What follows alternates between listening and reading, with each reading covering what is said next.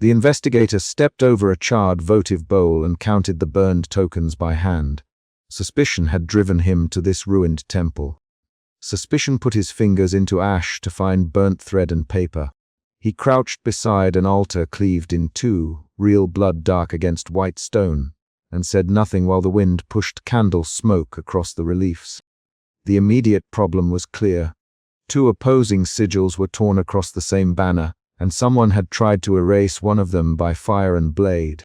The investigator touched the torn edge and folded the strip inward, watching the way the fibers held their last marks. He had come with tools and a leather notebook. He had left his carriage at a distance so no soldier would follow. He knew civic archives and private ledgers, knew which magistrates took bribes, and which priests kept lists of converts. The first 5 minutes at the temple reduced the abstract possibility of conflict to a set of precise facts. A desecrated altar, a torn banner bearing rival emblems, and a trail of soot leading to a low gate. He lifted a sliver of ash with tweezers and placed it in a small vial. The vial clicked in his satchel and felt like evidence. A woman in plain clothes watched from under the temple cornice. She folded her hands as if in prayer and then stepped down to meet him without haste. "You should not be here," she said. Her voice was low, measured. The investigator touched his lapel compass and answered, "I am recording what was destroyed." She nodded once and said, "I was there." He looked at her face by the candlelight and saw a fresh scar across the knuckle of her right hand. In the next hour, the investigator forced a short, unwilling narrative from the former acolyte. She breathed names with careful stops. "Aurelius," she said first, and the name landed like a ledger entry. Aurelius came with a small guard. They called it a purification. He pressed a pencil to paper. They seized offerings, smashed icons, and dragged 2 women into the street. The former acolyte's eyes fixed on the broken slab, where Minas' amulet had been. "They called us deviant. They called us thieves of the city." They moved from the temple to the archive with the speed of people who feared being watched. The investigator kept his voice low and used short questions. He opened a ledger and found stamped notices about ritual tax exemptions, civic donations, and a hand-ruled map of civic shrines. He compared the map to the torn banner. On the margin of a scribe's note, someone had written in a tiny hand, "Remove funerary symbols." The line was angled, hurried. The investigator traced the ink and said, "This connects a civic order to private action." Suspicion hardened into a working theory. Aurelius was pushing for public ritual primacy and using civic power to purge rival rites. They did not wait for the governess men. At dusk, the investigator followed a narrow stair beneath a basilica and halted against the cool stone of a clandestine meeting chamber. From the doorway, he watched Aurelius deliver a speech with theatrical cadence to a semicircle of men and women. Aurelius' voice rolled, full of grave pronouncements, and he lifted a bronze pectoral so the metal caught torchlight. "We will fold the rites into what the city requires," Aurelius declared, his shoulders broad in the tunic. Someone in the audience muttered, and Aurelius' gaze snapped to them. A veiled emissary stepped forward, voice thin. "You will erase what cannot be known by the many," she said. Aurelius cut her off with a single phrase. "Order preserves the living." The emissary's eyes did not flicker. "Order kills the hidden," she answered. The investigator felt the room change in a single second. Measured theatricality met a quiet, steady accusation.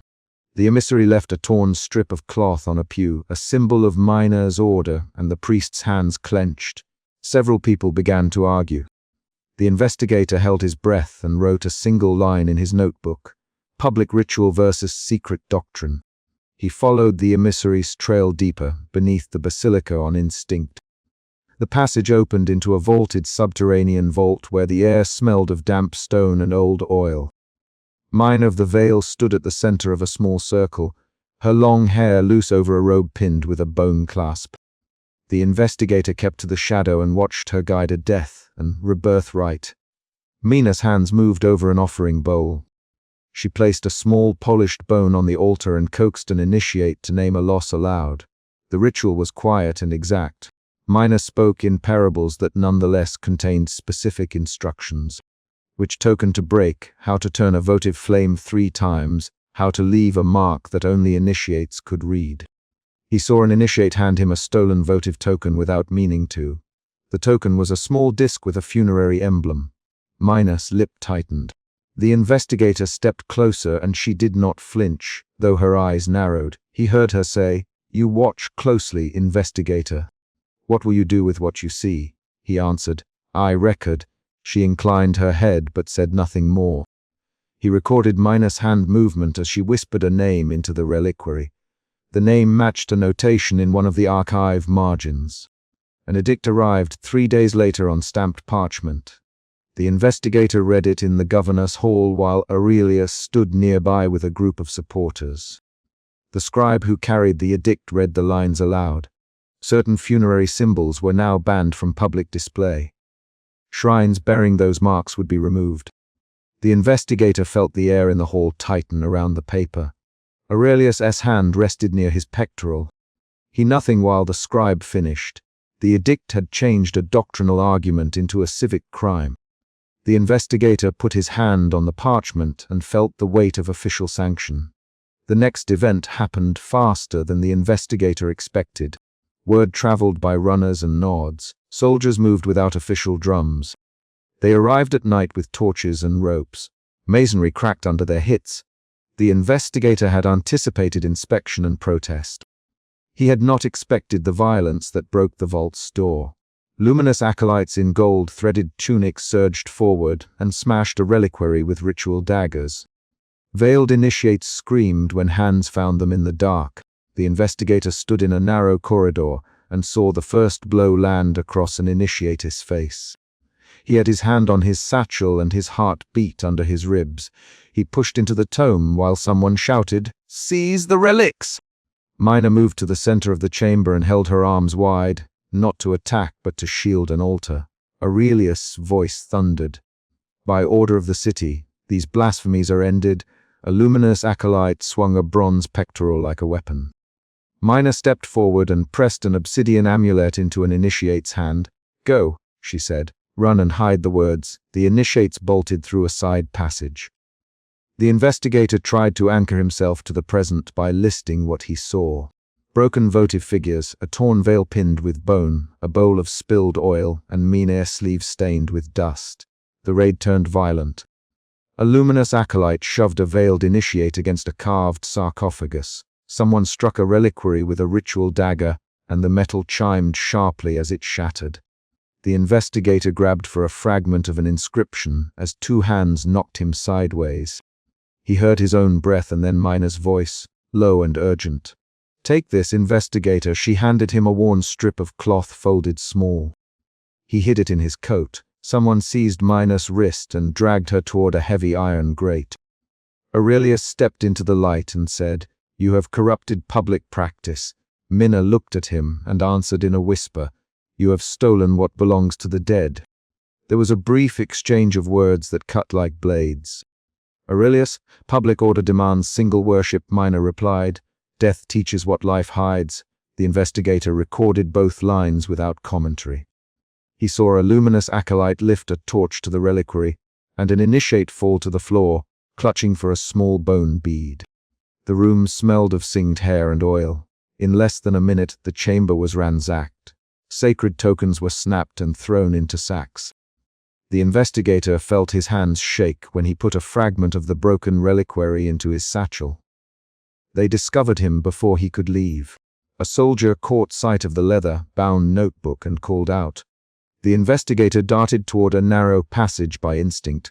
A luminous acolyte grabbed his coat. The investigator twisted free, pressed his shoulder against wet stone, and slipped through a side alcove. He emerged into ruined alleys with a shard of the reliquary bound in cloth against his chest. The night swallowed his steps. He ran with ash on his sleeves and a small bone bead in his palm. He found shelter with a veiled initiate in a low house down a collapsed lane. The initiate closed the door and moved with quick hands to tamp a smoldering brazier. "Mina." The initiate asked. She was taken. The investigator. He laid out the salvaged fragments on a table and described how the reliquary had been smashed. The initiate held the bead and said, "We buried manuscripts last year." They are gone now. The investigator lifted his ink and drew a cipher he had noticed on one fragment. Staggered brackets and an odd sequence of numbers. This ties municipal liturgy to minus rites, he said. The next morning the investigator returned to his study with 3 salvaged fragments and 1 small bead. He set them under a steady oil lamp and catalogued each chip. He wrote a description of the bone bead, its tiny drilled hole, and the medicinal resin still adhering to its surface. He copied the cipher into a fresh page and traced the ink strokes with a magnifier. His hands did not stop moving. Suspicion had shifted into urgent fear. Not fear of death, but fear of losing evidence and losing the practices themselves.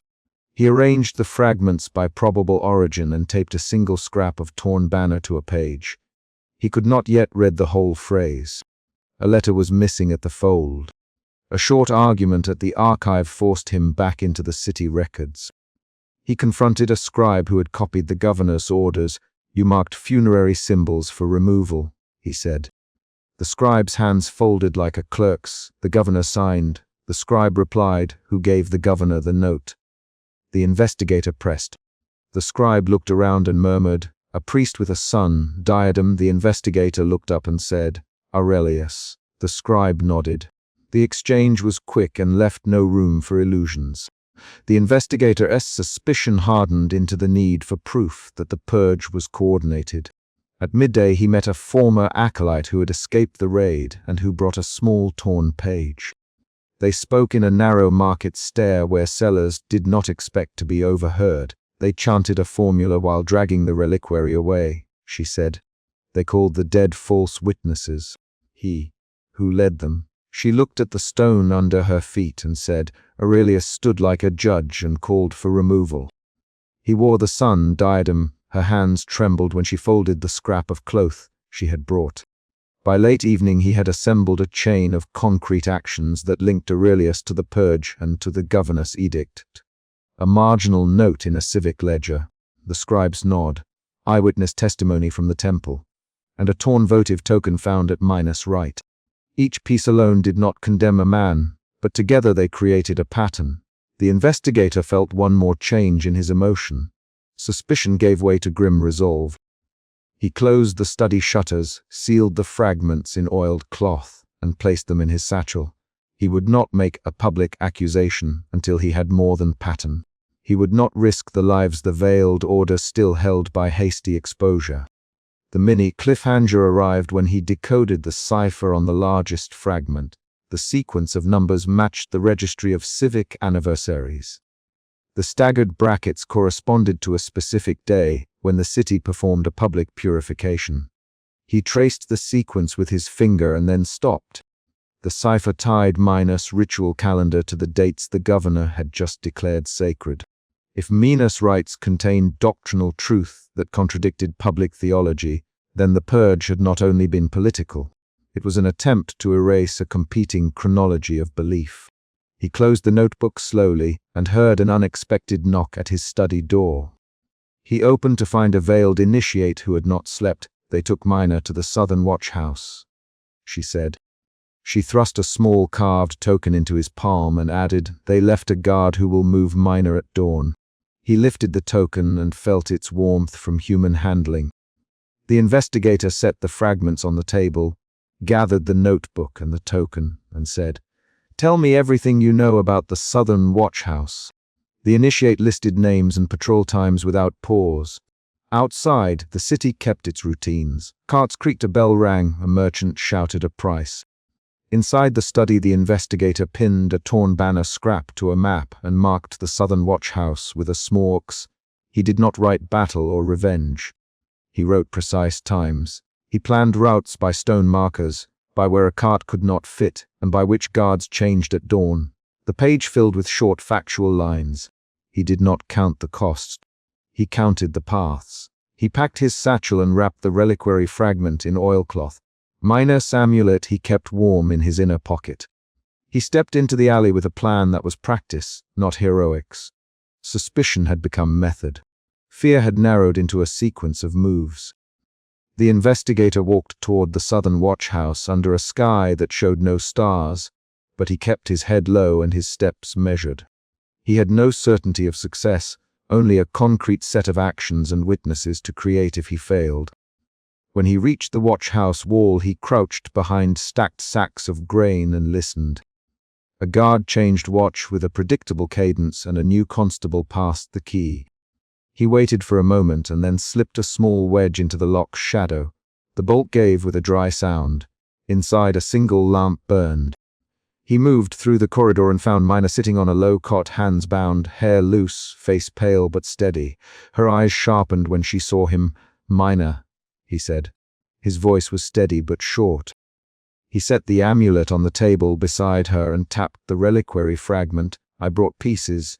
She looked at the pieces, then at him. "You should not have come alone," she said. He answered, "You should have had more guards." She allowed the remark, but did not argue. He slid a small knife under the cord binding her hands and cut the worst of the cords free. She flexed her fingers and then gathered the amulet to her chest.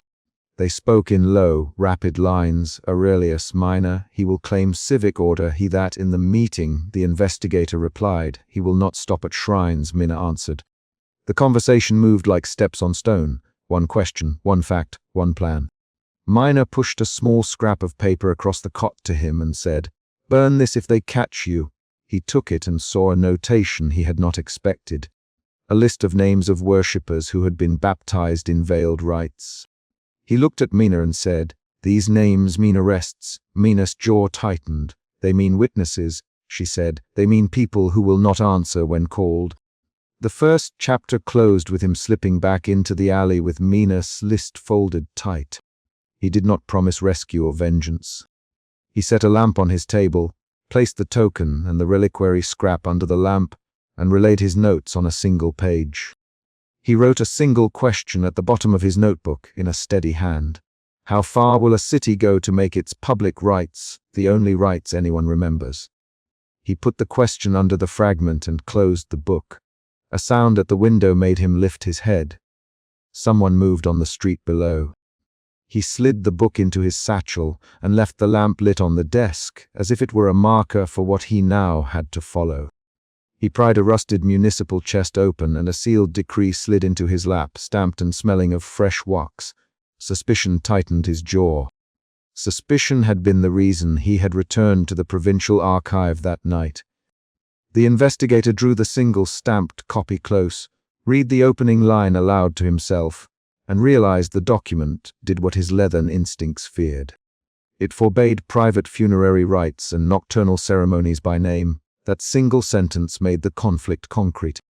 The state had moved to criminalize the practices he had been tracing since finding the charred votive bowl in the ruined temple. He had stepped over a charred votive bowl and counted burned tokens with bare fingers only nights before. He had felt ash under his nails and seen a line of scorched offerings along an altar cleaved in two. That memory guided him now. He slid the decree beneath his coat and closed the chest with a dull thump. The room smelled of wet paper, lamp oil, and a dampness that collected in the corners. The investigator checked the chamber door, listening for footsteps, then moved toward the clerk's desk. The clerk looked up, startled. "Who are you?" The clerk demanded. "A friend of the records." The investigator. He kept his voice low and clipped. He set the decree on the table between them. The clerk's fingers hovered above the wax seal. "This is new," the clerk said, "new and deliberate." The investigator answered. He tapped the seal with the tip of a finger. The hammer mark showed a sprig of wheat framing a stylized magistrate's crest, but the letter beneath was scratched, as if altered. He left the archive through a back stair to avoid the main gate. On the stair he paused and forced a new plan into shape. Suspicion shifted into focused method. He would follow the paper trail that night, not tomorrow. He found Cashin in the tavern backroom before midnight. The room was low-ceilinged and smelled of oil and smoke. Cassin's hands trembled as he slid a cracked clay cup toward the investigator. "You opened the chest. Cashin, you have the decree." "Yes." The investigator read it aloud. He pushed the page forward under the wavering candle. Cassin read. His voice was a scrape. "For the preservation of public order, no private nocturnal rites, funerary assemblies, or unlicensed initiations shall be permitted. He stopped. We recorded similar language after the last purge. Cashin, they came through lists. They knew what to take. Who compiled the lists? The investigator. Cashin hesitated and looked to the door. Some clerks, some magistrates, some who come in council with the sun. Cult. He lowered his voice. Aurelius has friends. The word acted like a match. The investigator remembered the sun-wreathed diadem that had cut across the Basilica Forum. Aurelius the Harbinger had used public ritual to claim civic virtue. He had also compiled allies within office and tribunal. The investigator leaned forward. Doubt moved into alarm. He needed proof beyond gossip. They left the tavern separately. The investigator kept the decree folded inside his coat and walked the Basilica forecourt at first light. The forecourt already filled with morning buyers and clerks. Aurelius mounted the steps and set his chin up in his usual posture. He spoke to the crowd in measured cadences and wore the burnished gold thread that caught the sun. Civic salvation, Aurelius, begins with a single standard. We must cleanse rites that risk our city. His voice rolled toward the magistrates at the edge of the crowd. The investigator watched from the third row. He listened to Aurelius' call for liturgical standardization and punitive clauses. He noted the magistrates' glances. One magistrate nodded almost imperceptibly. The investigator recorded the motion with his eyes and with the small brass compass pinned to his lapel.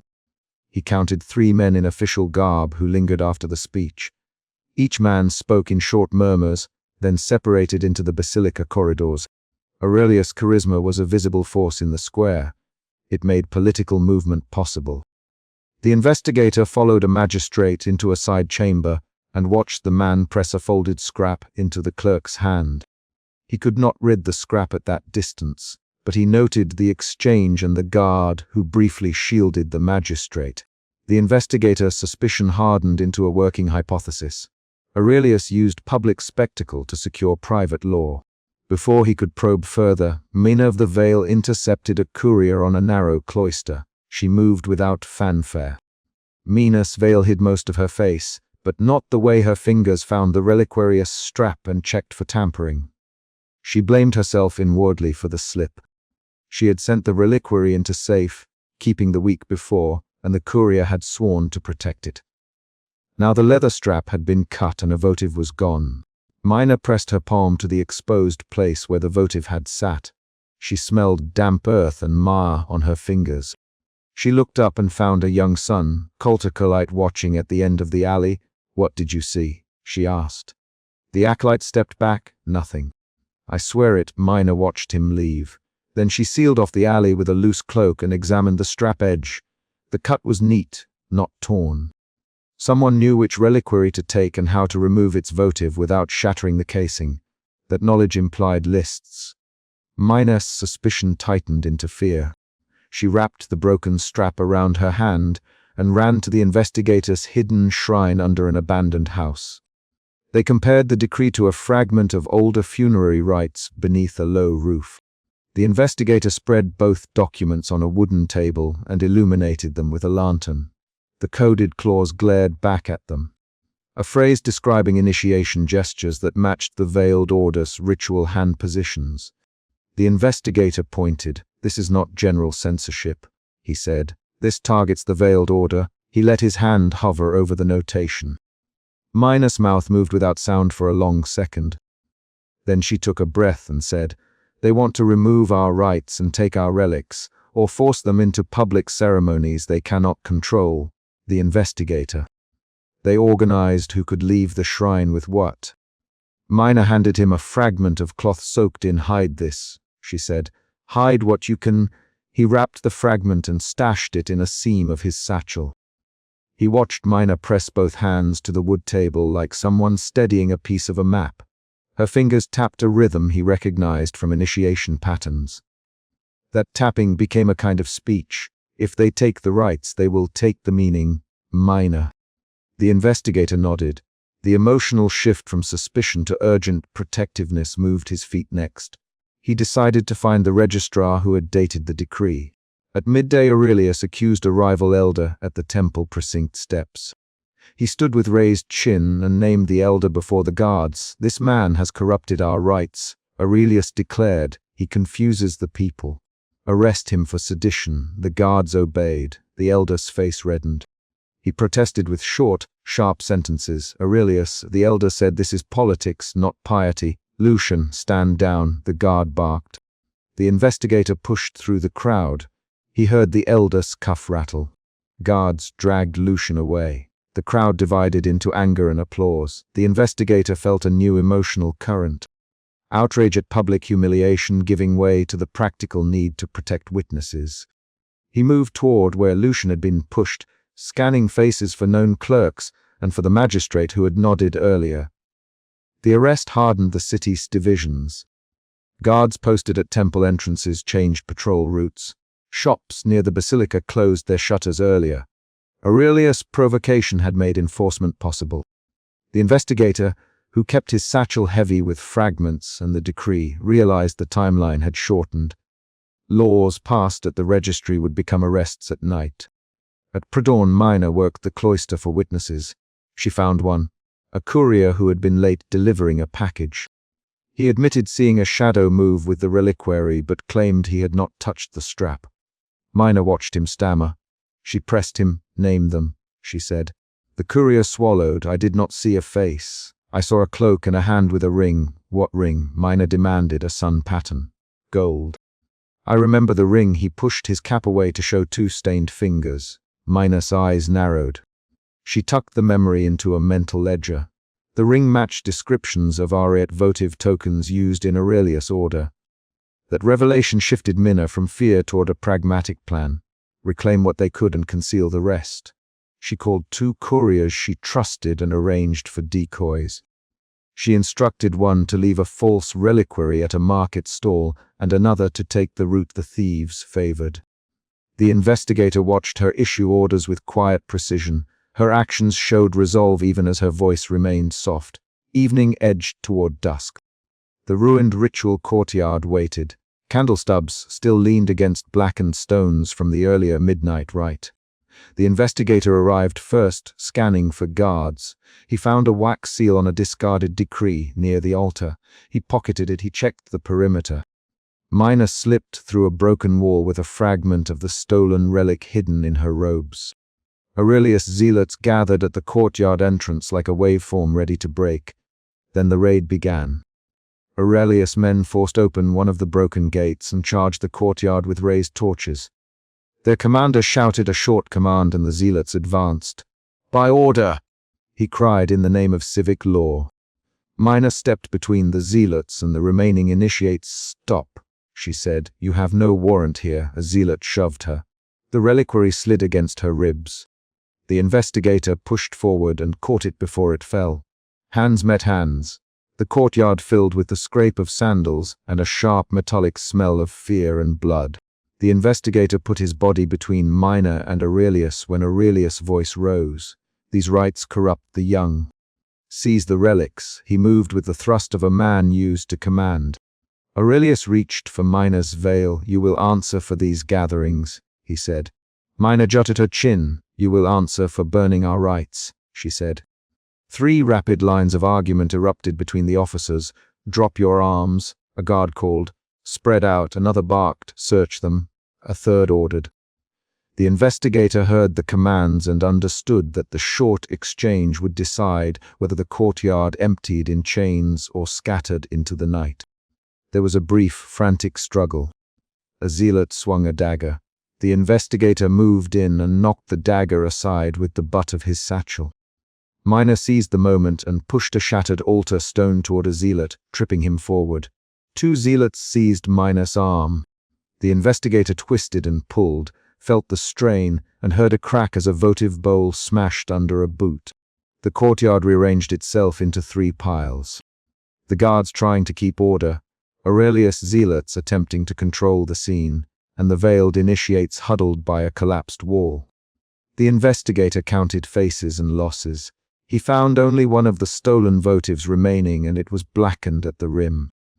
He inspected it with hands that remembered ash.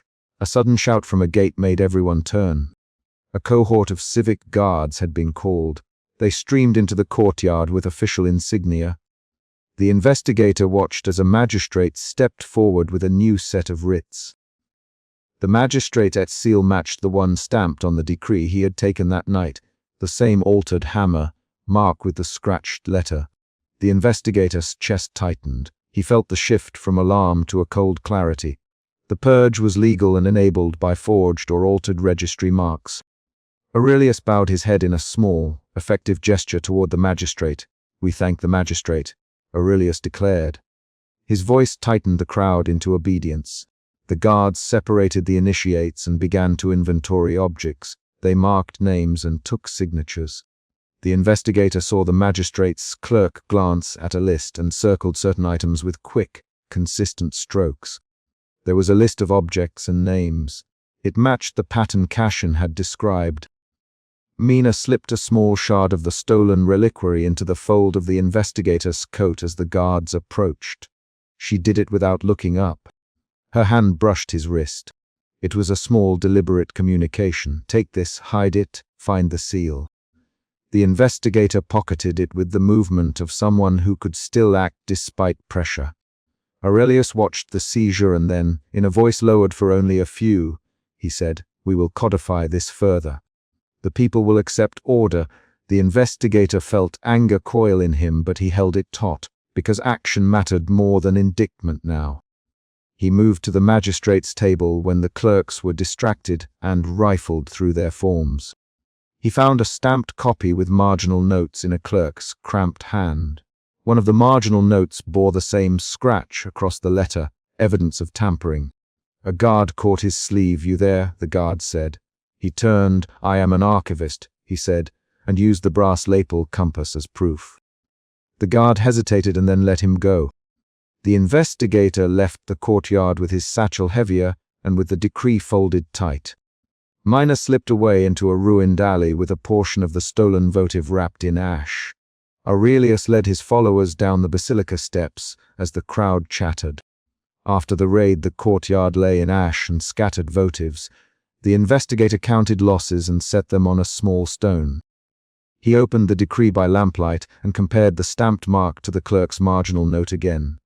He traced the scratch with the tip of a pen. The mark matched. He photographed the seal's outline in the wax with a tiny glass plate so he could compare it against other registries. Mina returned with a fragment of the stolen relic sewn into the hem of her robe. She placed it on the table without ceremony. "They took more than objects," she said. "They took the gestures we used to bind each other. They changed the law to do it." The investigator. They had two immediate tasks: find the origin of the altered seal and hide remaining rites. Mina named a network of couriers who could vanish with small relics. The investigator listed clerks he might question. He would start at the magistrate's registry at dawn.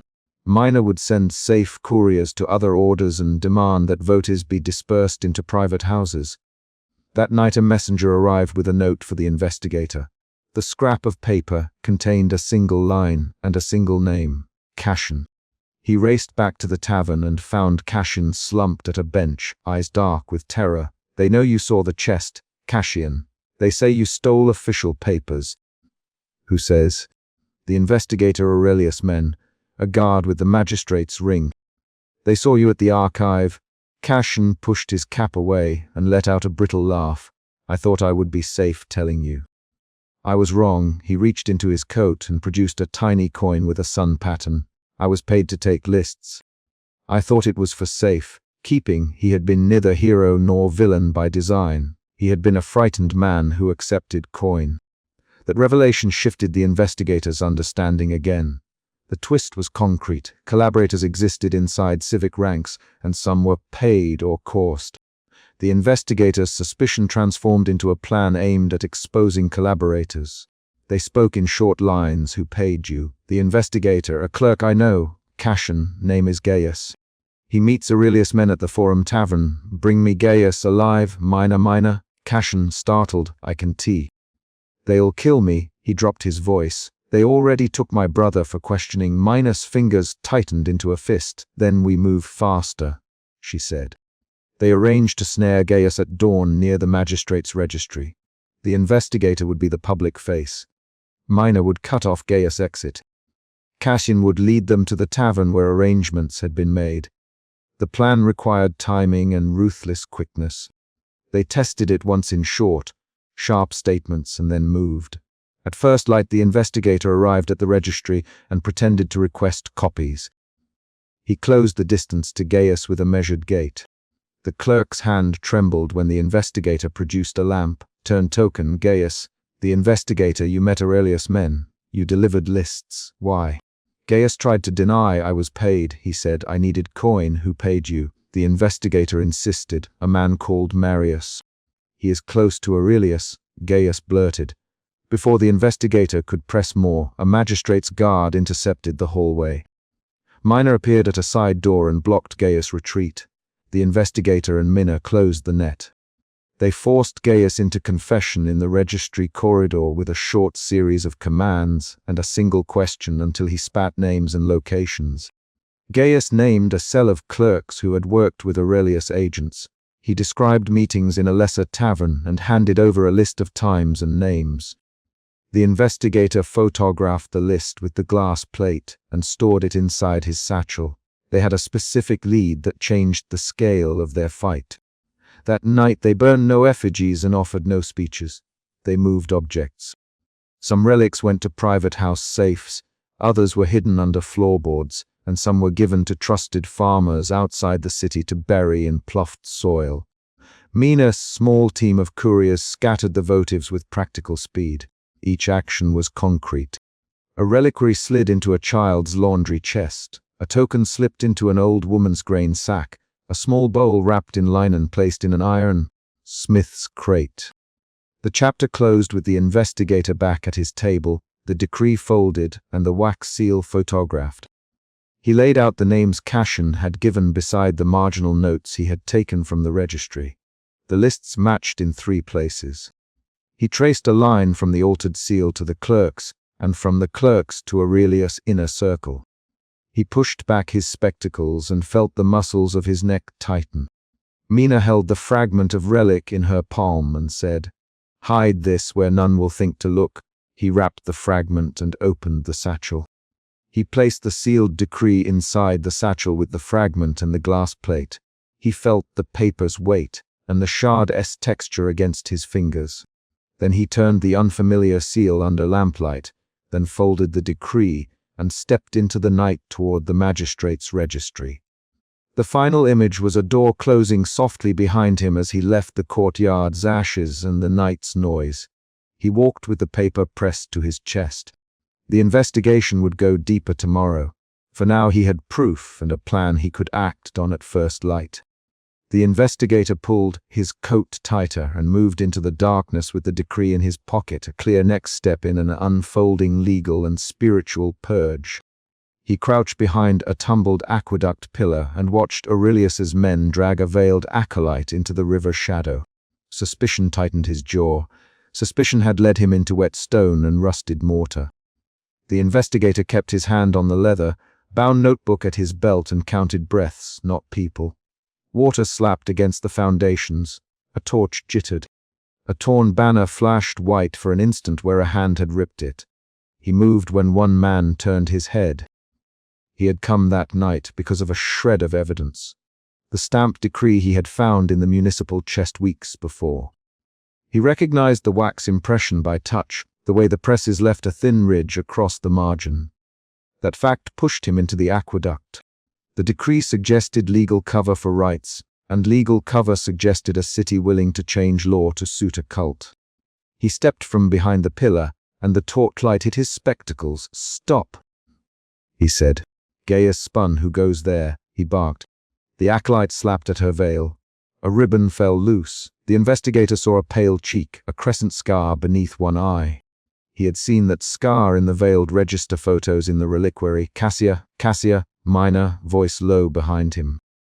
Mine of the veil had been at the far edge of the broken arch, wrapped in veils the color of ash. She stepped into the torch glow with a deliberate slow motion that widened the space between action and consequence. Suspicion shifted in him to urgent calculation. Aurelius's lieutenant barked orders, "Bind her hands, bring the banner."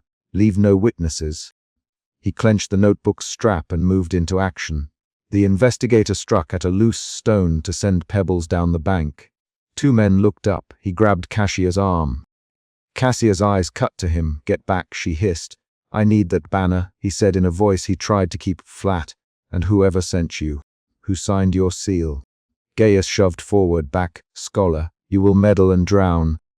The wind pushed river spray into their faces. The investigator shoved Cassia free and angled toward the puddled path. Gaius lunged. The two men scuffled. A torch went out. The investigator felt cold river water numb the toes of his boots and tasted iron on the air. Emotion root suspicion. The first shift came fast. Suspicion alarm. When Gaius drew a short blade, he lunged at the investigator's shoulder. The investigator pivoted and knocked the blade aside. He felt heat under his ribs. He thought of the charred votive bowl he decounted earlier, the white stone cleft in two. He thought of a decree stamped in wax. Those memories hooked his hands to movement rather than hesitation. A scuffle produced a scrap of parchment tumbling from a pursuer's belt and slapping into mud. The investigator lunged. He snatched the scrap between fingers already stained with ash from earlier work. The wax smudge matched the pattern he dememorized. Alarm turned to a brittle clarity. This scrap was part of the same forged sanction. Gaius cursed and shoved a man into the river. "Search him," he shouted. The investigator ran for the boat. He had one advantage: knowledge of the river routes. He kept his shoulders forward, his breath measured, and did not show the scrap. They reached the boat half, drowned and coughing. He pulled off his coat and flung it over the scrap to hide the wax impression. Marcellus, the provincial scribe, waited there, pale in the dim. His ink-stained fingers hovered over a rolled papyrus. Marcellus had met the investigator before in the municipal archive and trusted his hands with delicate seals. The investigator slid the scrap onto the table between them. "Marcellus," the investigator, "look at the impression." Marcellus bent close. "That is the same press." "The same press." Marcellus spoke like a man who would not waste words.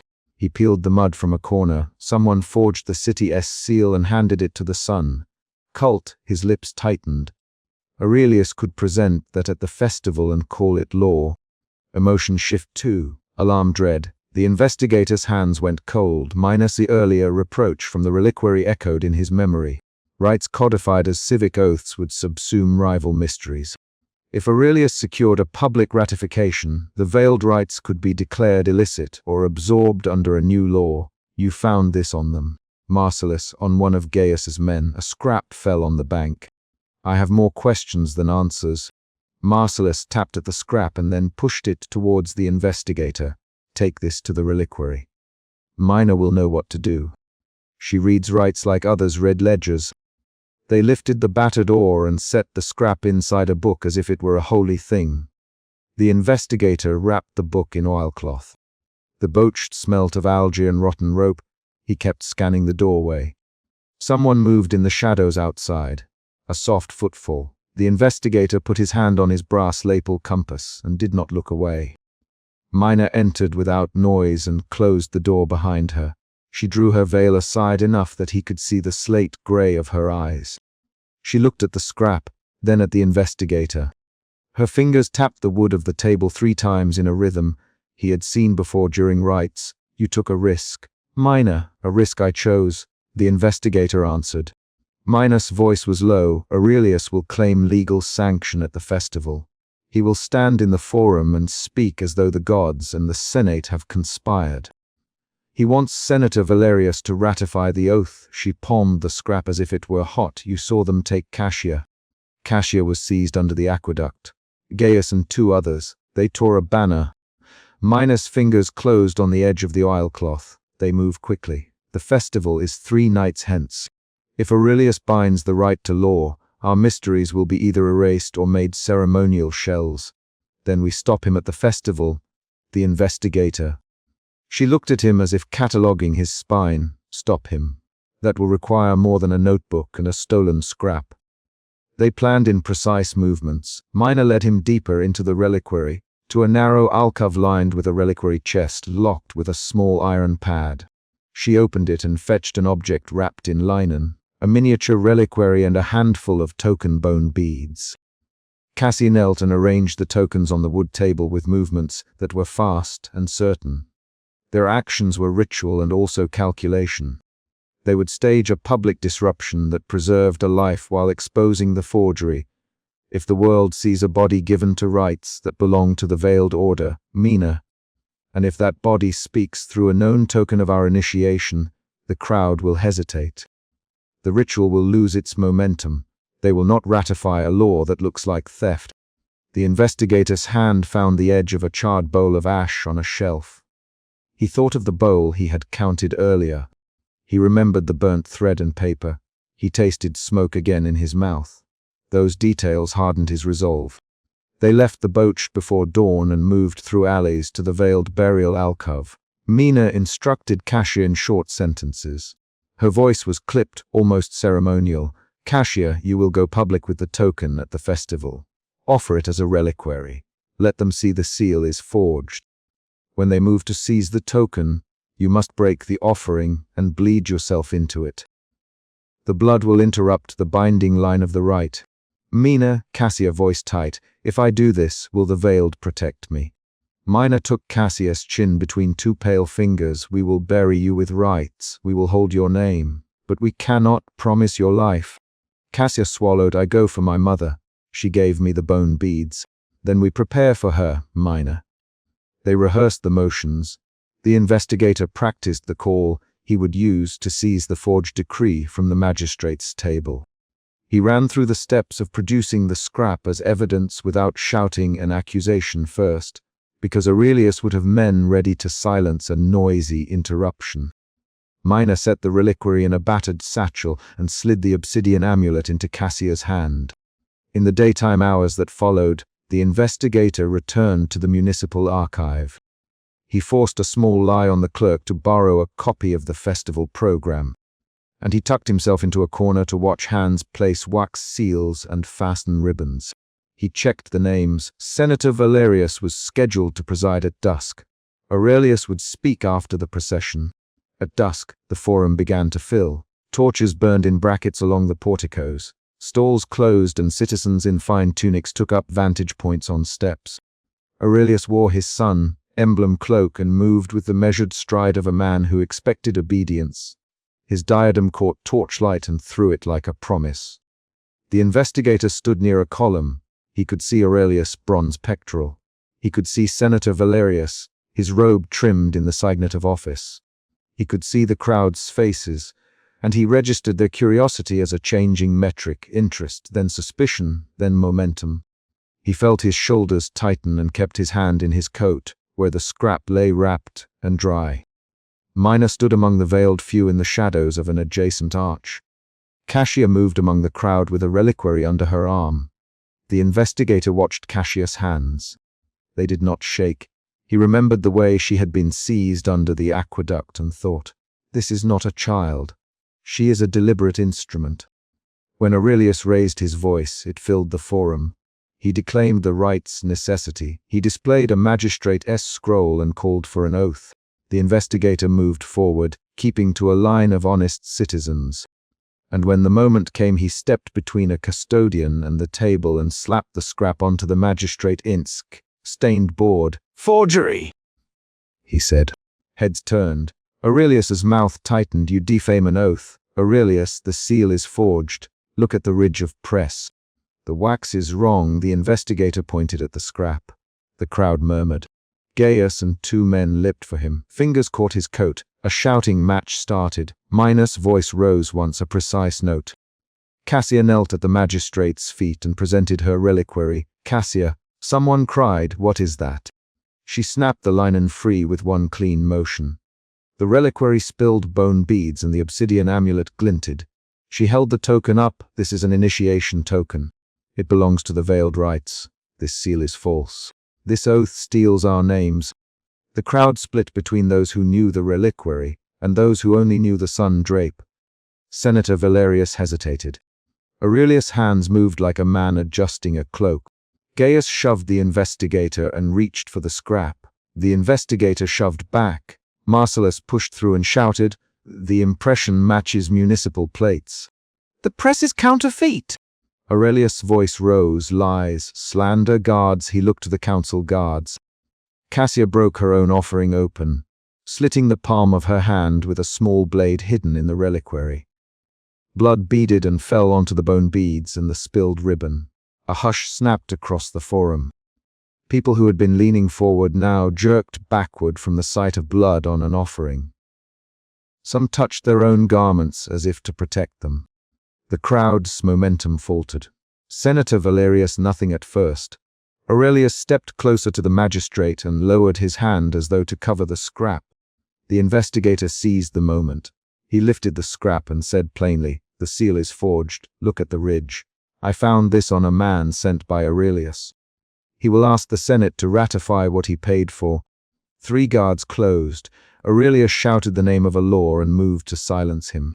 Miner's voice calmed Cassia, and then spoke to the crowd in short sentences about rights and names, about how a law could not bury a living practice. Her words were spare and immediate. There was shouting. Someone in the crowd threw a stool. A guard shoved into the press of bodies. Aurelius's men tried to isolate the investigator. Gaius gripped the investigator's coat and hissed, "You brought this on yourself." "Gaius, the investigator, steady. You forged a paper and left a scrap. Your haste betrayed you." Gaius struck. The investigator ducked and twisted free while a man behind him reached for Cassia. She knelt and pushed the bone beads into his hands, then collapsed, blood seeping into the woven cloth and darkening the ribbon. The hush returned, like a caught breath.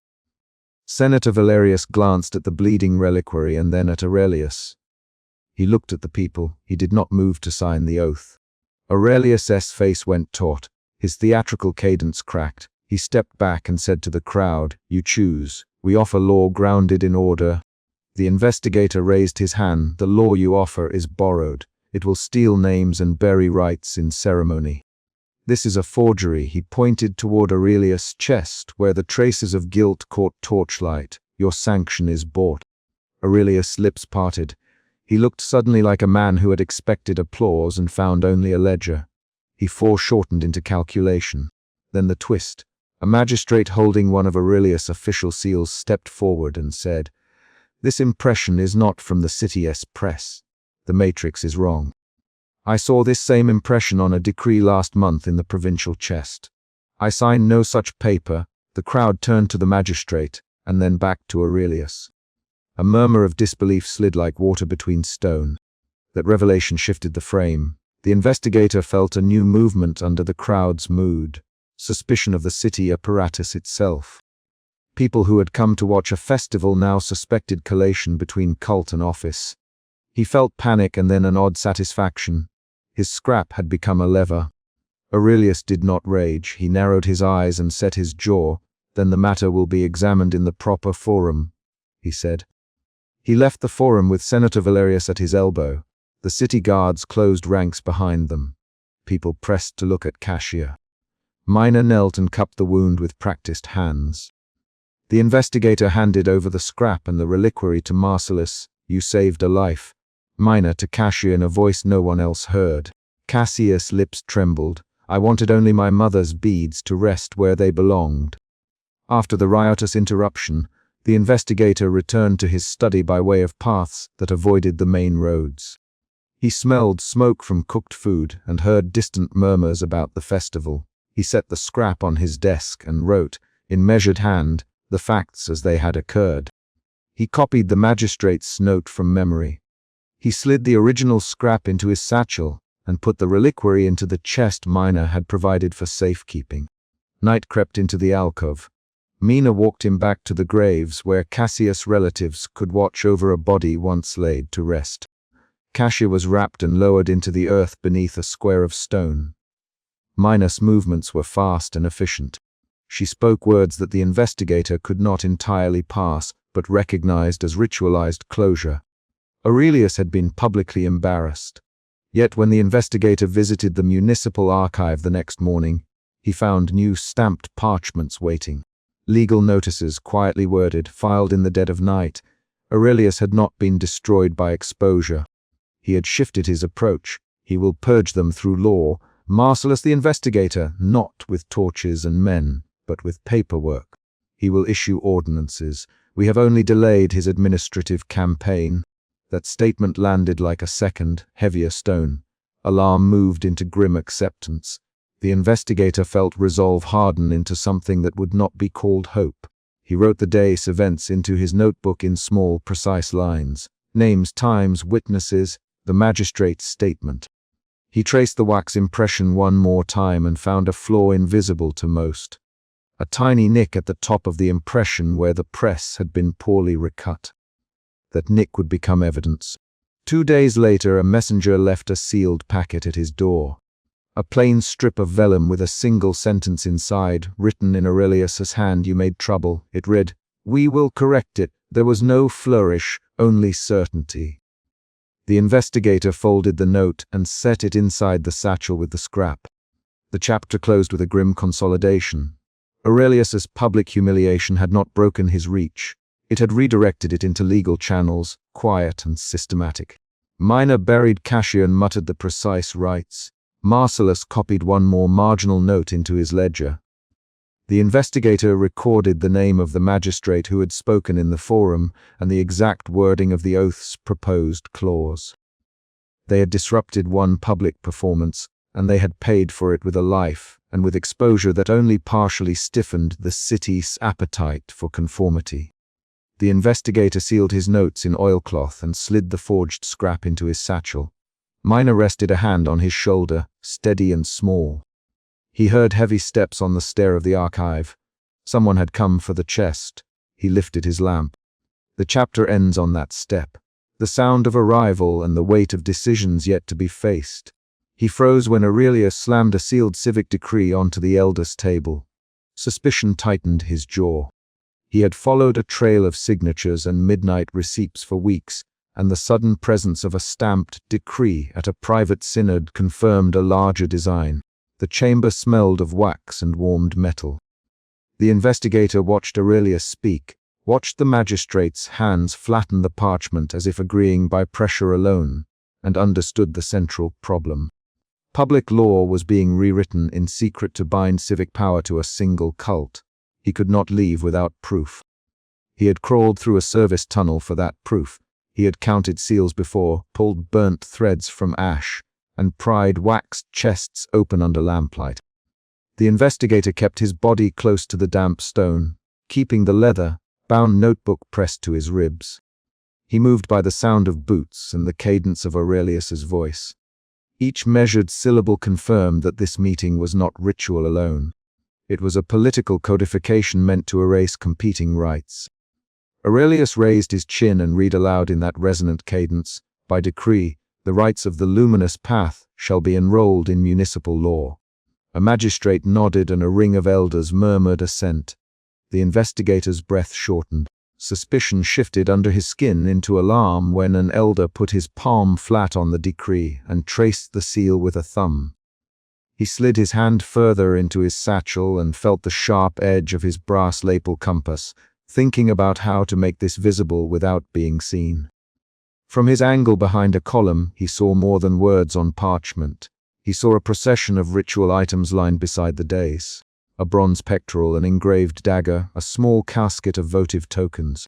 Each object served as visual proof for a claim that would be presented to the city. Minor of the Veil had promised lineage claims. Aurelius had produced civic certainty. The stakes snapped into focus.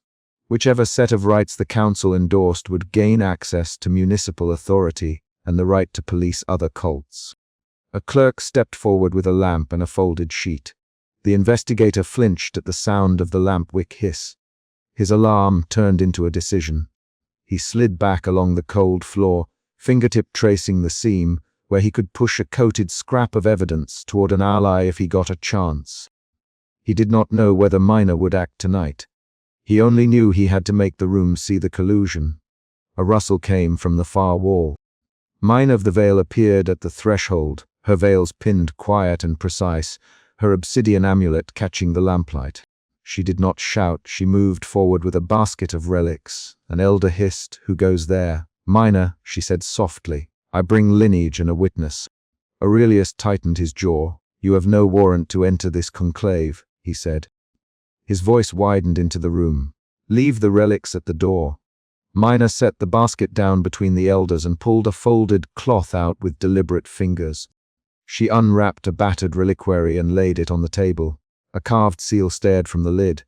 "This speaks for itself," she said. She placed her hand over the reliquary and did not look at Aurelius. Her movement forced the elders to choose. Accept the reliquary and accept Mina's claims, or push Mina aside and bind law around Aurelius's right. Aurelius reached for the decree as if to reassert control. "This assembly will not be interrupted by theatrics, Mina," he said. "This decree is supported by civic testimony and the governor's authority." His words landed like a challenge. One elder, a thin man with a gold filigree tattoo at his temple, said, "Let the records decide." "Show us the testimony." The room leaned toward paper and the weight of signatures. The investigator watched Mina slide a narrow, smudged parchment across the table with a fingertip. He recognized the handwriting, a clerk's hand he had seen in the municipal chest weeks earlier. The smudge was the same. The wax was the same. He had seen that stamp in the archives. His doubt shifted into sharp clarity. If the parchment matched the municipal chest copy, then Aurelius's decree had a back channel. He moved his finger under the column lip and nudged a second scrap he had prepared toward Mina. He risked everything on that single push. A clerk across the room paused and then stepped forward. The investigator's shoulder tightened. A guard near the door shifted and the lamp flame made a small flare. The room's attention bent toward the center as the clerk drew the smudged parchment from Mina and flattened it. "Mina, this is the clerk's handwriting. This bears a governor cipher." Her voice did not waver. She let the elders handle the truth. "Prove it," Aurelius demanded. He jabbed at the document. "Names, witnesses, you have the seal," Mina replied. "The governor's cipher appears on this fold." 3 hands reached at once for the parchment. The investigator's heart beat hard enough that he felt it in his throat. He had expected a standoff. He had not expected a clerk to identify his own hand. The clerk covered his mouth, eyes wide, then collapsed into a chair and whispered, "I only copied. I did not sign." The confession landed like a loose tile. A young guard pointed toward the investigator's hiding place when a sliver of reflected lamplight caught his brass compass. There!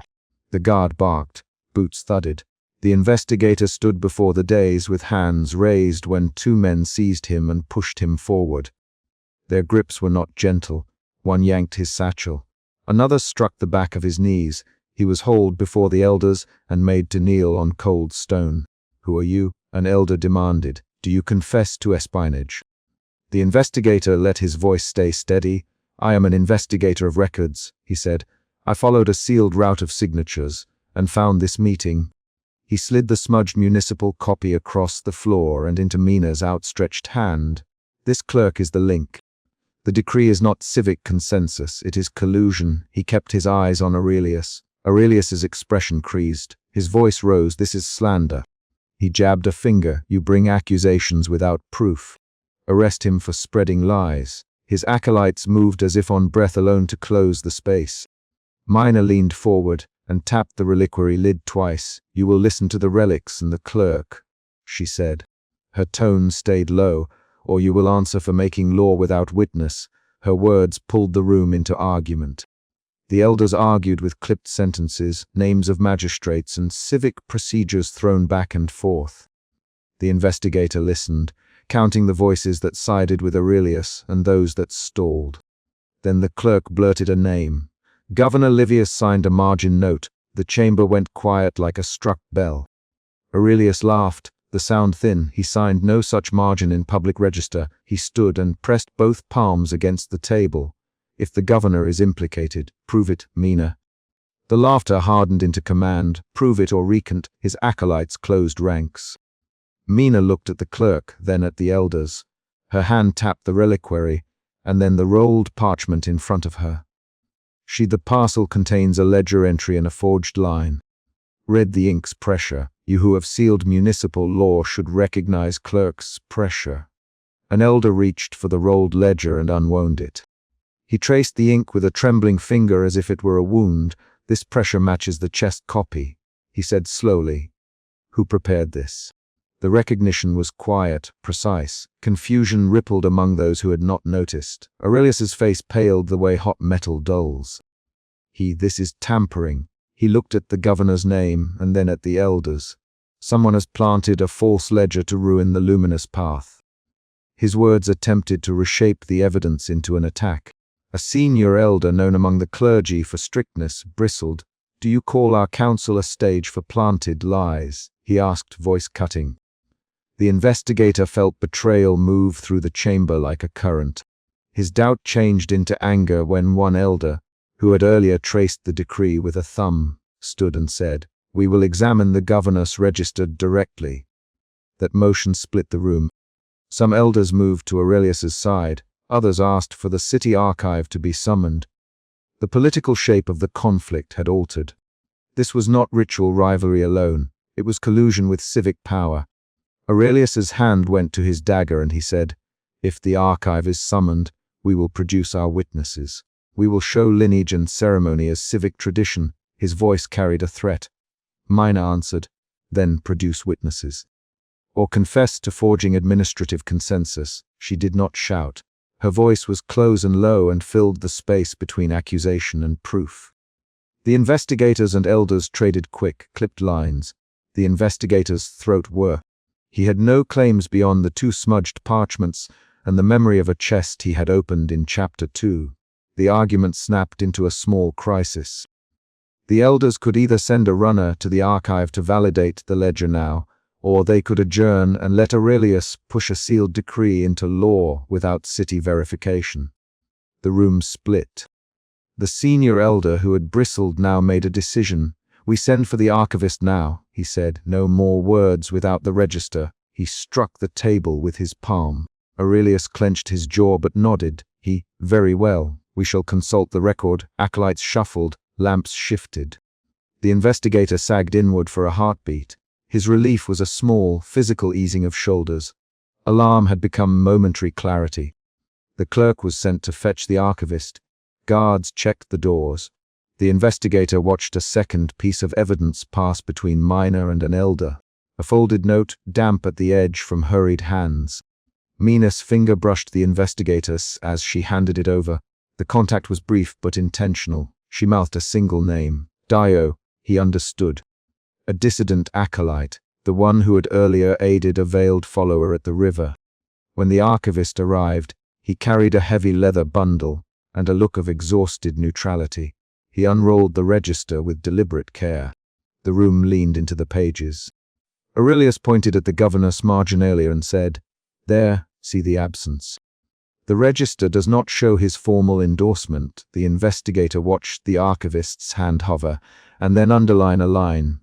The archivist said, "There is a marginal note in cipher matching a private signatory. It is not a public signature." His words split intent from legality.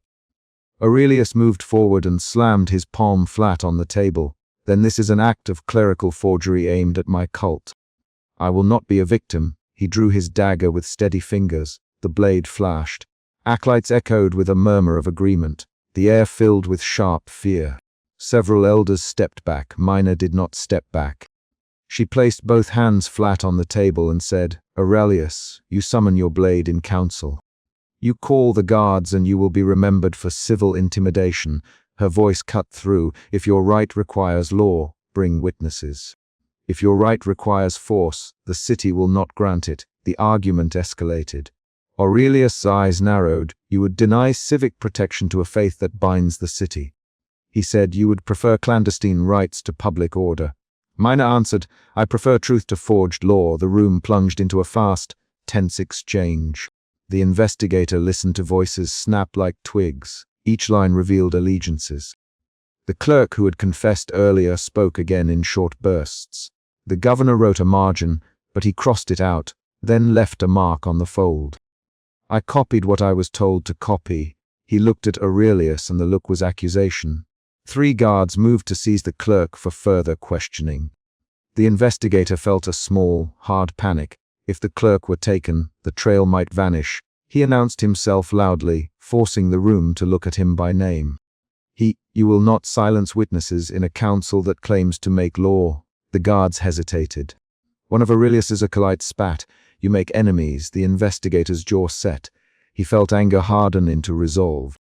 The archivist looked at the elders and then at the ledger. The governor's private cipher appears, but only in marginal notes. It does not constitute public endorsement, the senior elder said. Then we must decide whether to accept the decree under such circumstances. The debate closed like a hand.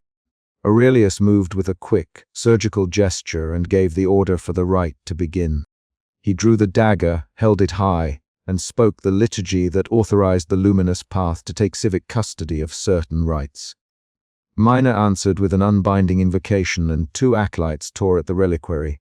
The room exploded into violence. Torches flared, acolytes collided near the dais, guards shouted, and the investigator was shoved aside by a swinging arm. He had little time. He scrambled to his feet as benches overturned. Acolytes on Aurelius's side chanted a phrase that sought to seal the decree with blood. Mina's followers answered with a counter phrase meant to release the binding. The clash was physical.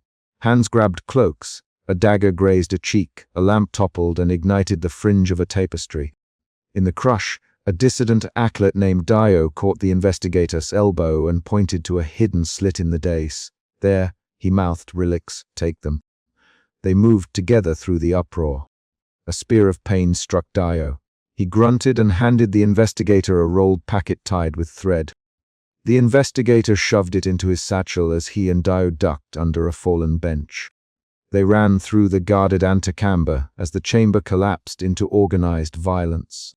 Guards shouted, torches skittered along stone, and a senior elder shouted for order in a voice that could still be heard over the clash. The investigator and Dio slipped through a narrow passage into the catacombs, torches guttering behind them. The chase continued through narrow tunnels. The investigator slammed into a low arch and felt his shoulder scrape raw stone. Dio limped, leaving a trail of damp on the floor. Footsteps thudded behind them. The investigator handed Dio a small purse of coins and the dissident nodded, giving him a short, throat-tight line. Take the ledger copies to the study. Leak them to the scribes who can expose it. The investigator's breath came in sharp, counted pulls. Fear moved in his limbs. His hands trembled while he kept his voice steady. They reached a ruined subchamber where a broken votive statue lay in dust, and a senior elder lay propped against the wall, bleeding but conscious. Mina arrived a breath later, veils folded back, hands stained. She knelt beside the elder and pressed a strip of cloth to his wound. Her movements were exact. The elder coughed and said, "Take the relic. Take the ledger. Let no one claim it whole." Mina closed her eyes for a second and then said, "You will not die in silence." She leaned forward and with a crisp motion swapped a carved fragment from the broken votive statue into the investigator's palm. "Guard this. Use it where a symbol proves lineage." Her fingers closed around his hand. The senior elder made a small, ragged sound and said, "You must change the record. Promise me the relic will be used to correct what is written." He fought for each syllable. The investigator dipped his head and said, "I promise." His voice was thick. He felt betrayal and duty fuse into an action he could not evade. In the early light of dawn, the group made a quick council. Mina decided they would alter the Veiled Order's strategy. Instead of public confrontation, they would leak precise copies to selected scribes, force public authentication of the ledger, and place the broken votive where a known witness could find it. The investigator prepared the documents and the relic. Dio would return to harbor dissenters. Mina would tend the wounded elder and gather her followers. The decisions were made by movement and short lines. There was no grand speech. Back in a hidden study in the provincial archive, the investigator spread the salvaged documents along a long table. He sealed new copies with wax and tied them into a packet marked for 3 specific scribes who kept reputations for stubborn truth. He lined the packet with a slip of the broken votive and placed the carved fragment where a scribe could recognize its craft. The act was methodical. He wrote a single blunt note for each scribe: authenticate ledger, publish dissent, no flourish, no plea. He paused and felt a last shift of emotion.